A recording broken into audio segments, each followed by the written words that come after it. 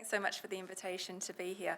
It is wonderful seeing all the work that is being done, and I'm delighted to be able to come and join the UK and put my voice forward for philosophy in schools here, where previously in Australia I was advocating for philosophy in schools as well. And I just think that this is one of those arguments that can be made universal. And so when we consider, well, what is education for? What's the point of education? Well, there's a number of aims of education. And of course, we want children, to do well in the world. We want them to be reasonable, to be critical thinkers. We want them to be democratic and uphold the rules of law. And I would even say democratic in the sense of engaging with different points of view and considering them and responding to them. We want them to be well prepared to join the workforce in the many various ways that people contribute their efforts to the world. We want them, therefore, to develop their skills and talents, whether those are skills and talents that contribute to the workforce or are broader than that.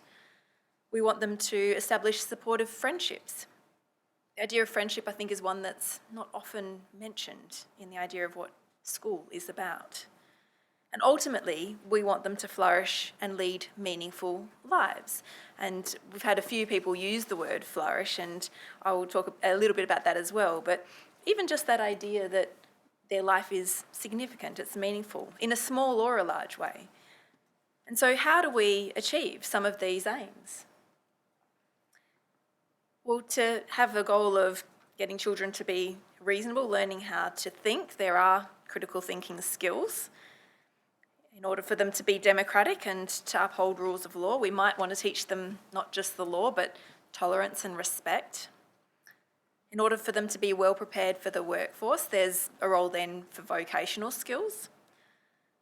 In order to develop their skills and talents, there's a role for academic subjects, but as well as the arts, physical education. Children might not encounter that which they have a great talent for unless they're exposed to it in school. And we want them to flourish and lead meaningful lives. Now, that might happen incidentally, might happen just because of, how they're raised at home, might happen just because of what they stumble across in the world.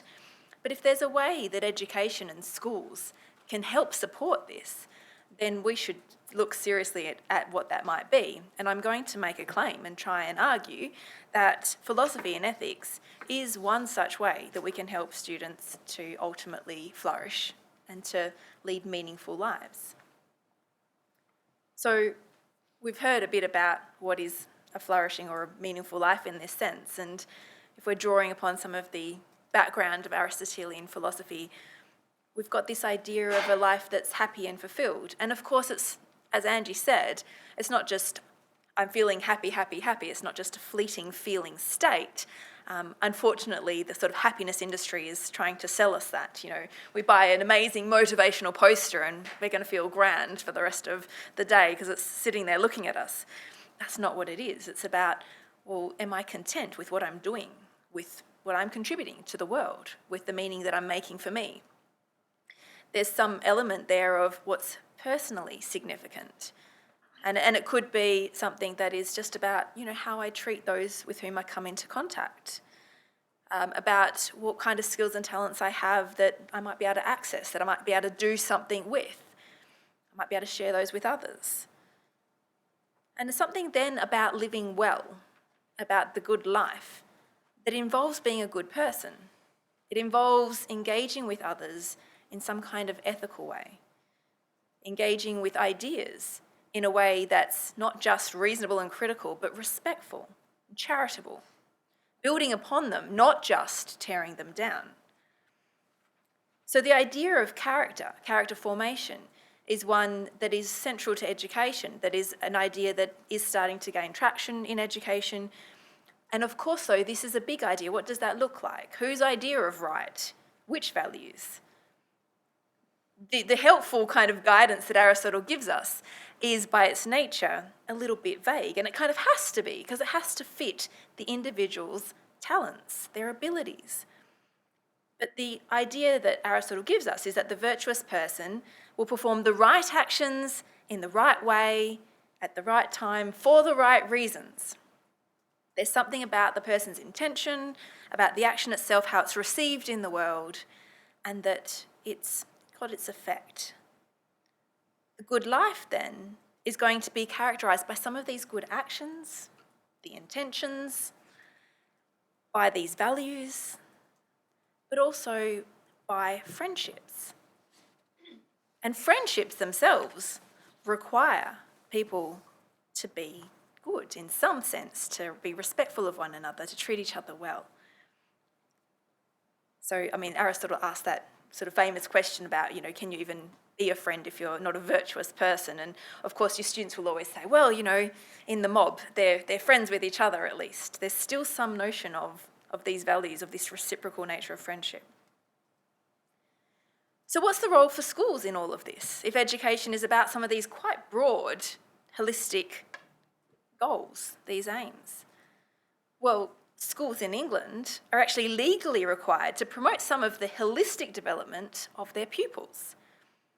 The UK Education Act of 2002 has a general requirement that the curriculum promotes the spiritual, moral, cultural, mental and physical development of pupils at the school and of society, and prepares pupils at the school for the opportunities, responsibilities and experiences of later life. That's quite a large remit. That's a big claim. It's a big ask of the schools and of the teachers. And in trying to meet this goal, this ideal, some of the things that schools have started to do and the government has put in place is developments in the ideas of values education. There has been some influence from the philosophy of Aristotle and notions of character development. And of course, in 2014, the government also issued guidance to schools on promoting fundamental British values. We can debate whether they're universal values, but democracy, the rule of law, individual liberty, mutual respect, and tolerance. So, can schools promote flourishing? A part of these elements, how we can educate students to live these happy, fulfilled, satisfied lives that are meaningful. If there is a role for us to play, it's not just in teaching our students about rules and laws. It's not just telling them, oh, you have to be kind. That's an important value that you should hold. Children also need to have a safe space in which they can practice these values. They can think about what they look like, they can consider them, and they can put them into action to learn it like a skill that they develop and cultivate. If I'm going to be a kind person, for example, it's not enough that I just give you a lot of cake, right? I'm always going to use food examples. My family's Italian. But I need to also have the right kind of disposition, the right kind of intention. My action needs to have its effect. I need to practice what this is like. So I need to feed you cake, not just because I want you to like me, but because I might think it's a kind thing to do. I might learn to discern that if you're gluten intolerant, maybe there's some cake I shouldn't give you. That's not such a kind thing to do. But it seems that there are similar habits that we need to learn about what it means to be tolerant and respectful, inclusive, properly democratic, listening to different voices. And if we're going to end up making decisions for ourselves, which is required in a democracy, we need to be reasonable. We need to be able to critically engage with the ideas and the policies presented to us and weigh them up. How can we give our children these opportunities to learn how to do these things, which are so central to their lives in the UK and in many countries? Well, I think it's not enough just to be critical. It's not enough just to be reasonable, even though that's really, really, really important. We also want them to be virtuous or compassionately engaged with what they're seeing and receiving in the world. And these kinds of values, being reasonable and then having these other virtues as well, Aristotle would certainly argue that that helps you to lead this flourishing life. So, why does it help you to lead a flourishing life? Well, certainly this idea of the critical thinking we've heard a lot about. And critical thinking, we might say, well, these are the kinds of skills of argumentation, of thinking, that all subjects do. All subjects are going to say, we want you to think well in science or in maths or in whatever subject it is. I think that philosophy is useful here as well, though, because they have a great historical toolbox that they can use to help explicitly teach us these critical thinking skills. Philosophers have spent many, many years specifically looking at arguments, about breaking them down, analysing them. What are the assumptions? What are the inferential moves? We saw Philosophy Foundation give us some examples of this. People are making arguments and claims and thinking all the time, but we might not be doing it particularly well. So if we can have some explicit tools that we offer students, then they can be more reasonable, more critical, they can think better. Philosophers are also good at pointing out examples of bad arguments, bad reasoning. And as soon as we start to be able to better identify these, we start to see them everywhere. We see them in advertisements, we see them in speeches, the idea of, the public square where a debate is happening, where there's speech that's directed at one another, ad hominem, that's a personal attack. How can we talk about the issues if we're attacking one another, if we're refusing to listen and engage? So if there's room for philosophy to help us identify these skills quite explicitly and specifically and label them, we'll get better at using better reasoning thinking and to identify worse reasoning, which again is needed when we're engaging with the public space, when we're trying to figure out which policies we should support. But as I said, that's not enough. We can imagine a very, very clever thinker making a very convincing argument for something that doesn't seem ethical. We want good thinkers to also be virtuous. We want them to be compassionate. So if we want children to be ethical or compassionate as well as good thinkers, then we need to consider how we can bring this into the educational space. So this idea of moral education then, as what I would like to call it, I'm going to say is a good way of doing it with narrative. And philosophy with young kids has often historically been tied to using narratives as a source of a stimulus or a provocation that engages the students at an age-appropriate level to get them thinking, to get them questioning. But I think that this can be done with people of all ages as well. Again, drawing on the Aristotelian tradition, we're storytelling animals, we're storytelling creatures. We tell stories all the time. We tell stories about our own lives. We tell versions of those stories to ourselves, and on social media we might curate and tell a different story. I'm fabulous on Facebook. We also get all these different anecdotes from others. And these stories, we know, are told from a perspective with a certain voice. Things are included, other things are excluded. And they're augmented online. They're graphically depicted with images. How do we have the skills of being compassionately engaged with the stories of others, of diverse others, of voices that we might not encounter in our everyday lives, but also compassionately engage with our own story? There is a body of literature and some research that has been done saying that if we start to engage with narrative artworks, and we can start this with children at a young age, we can start to imaginatively enter into a perspective or a worldview of someone in a fictional space. So we're protected because we know that this is fictional, and yet we can try out another point of view. We can step into the shoes of another and vicariously live another life for a little while. And again, we can learn to empathise, we can learn that compassion from that experience that we may not have otherwise had. I think that stories are already across the curriculum, they're already used a lot with kids in and beyond the classroom. And if we start to tease out the philosophical concepts that are central to these stories, we can start to habituate, we can start to train up and practice these skills that involve being compassionate to voices of others, experiences of others, but also critically reflecting on what we're hearing and talking about, those concepts that become central to the stories that are told. So given the prominence of stories in these educational spaces, they're already there, this seems like a really great chance to be able to use them in a philosophical way.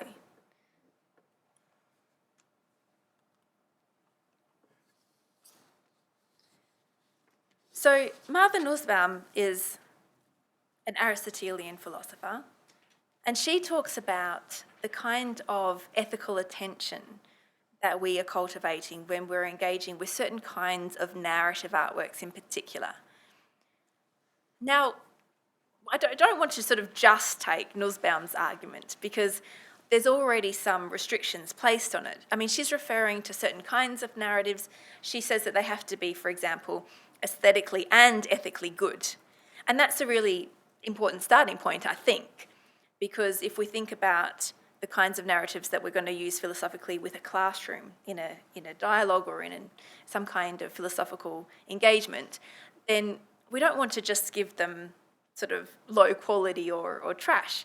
But the other thing is, if we think about the kinds of narratives and stories and TV shows that kids are already watching, there might be space to bring those in to these kinds of philosophical dialogues and classrooms to get students to start thinking about them and critiquing them as well. So I'm sort of torn here. I want, this idea of using these stories in fun, engaging ways to encourage students to encounter really good artworks, and especially narrative artworks. But at the same time, I think that the way into that might be to start where they are. It might be to get things that they're already interested in, that they're already talking about, and getting them to analyse those, to bring in the critical reflection, particularly when we start to consider some of the stereotypes and the messages that we receive, especially about how we present ourselves and gender and body image and all these kinds of things that translate from TV onto social media and on it goes. So I agree with Nussbaum that our moral attention should be compassionate. We should be compassionate to the stories that we're receiving. But as you're probably starting to get the hint now, I think that it also needs to be critical.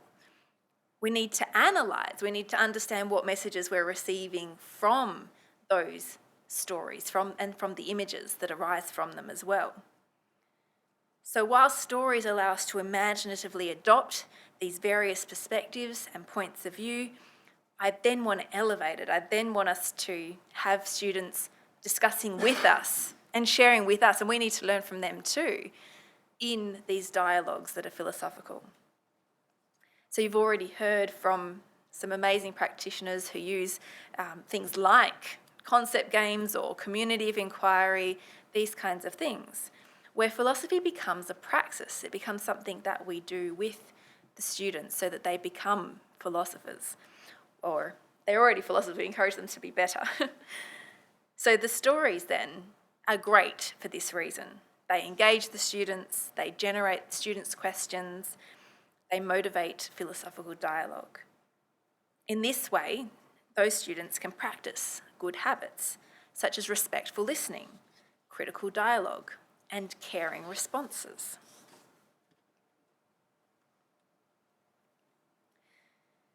This is only one example of why I think that philosophy and ethics in schools is so important. I think that students are already having conversations that have philosophical questions embedded in them, or they hit upon these ideas that are important.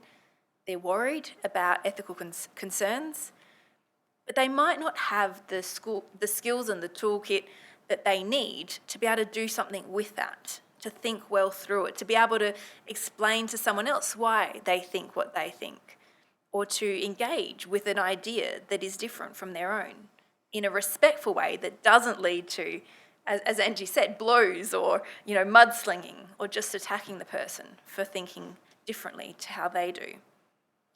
Practicing philosophical dialogue that's critical, creative, also caring, and collaborative helps children understand the rules and the values that they ought to uphold, but while also engaging with these ideas, their own and that of others, both critically and compassionately. If we start to use philosophical pedagogies like the community of inquiry, students can practice these skills, they can develop them. And if they do it once a week in a philosophy class, they might be very good at engaging in this kind of dialogue in their philosophy class. If we spread that out to a whole school approach, they might be much better at doing it generally. This might extend then to the playground and to the public square when they're older. By using philosophy and ethics in this way, teaching them as well as practicing the skills of this kind of pedagogy, hopefully children can develop the habits of respectful, tolerant, and autonomous decision-making. They can use their reason, their democratic engagement with others' ideas, and their compassion to choose what is good. By being a part of a community of learners, students discover for themselves how these values contribute to the good and the meaningful life. Narratives, I believe, help students reflect on their own story of what it is they want to be like, how they see themselves in relation to others. It then helps them to reflect upon and cultivate their own moral character, their friendships, and considering who their role models are and should be. These are key elements in leading a flourishing life. And if schools can help to do this, I think that philosophy and ethics is a really important way that we can help promote this holistic approach to education. Thank you.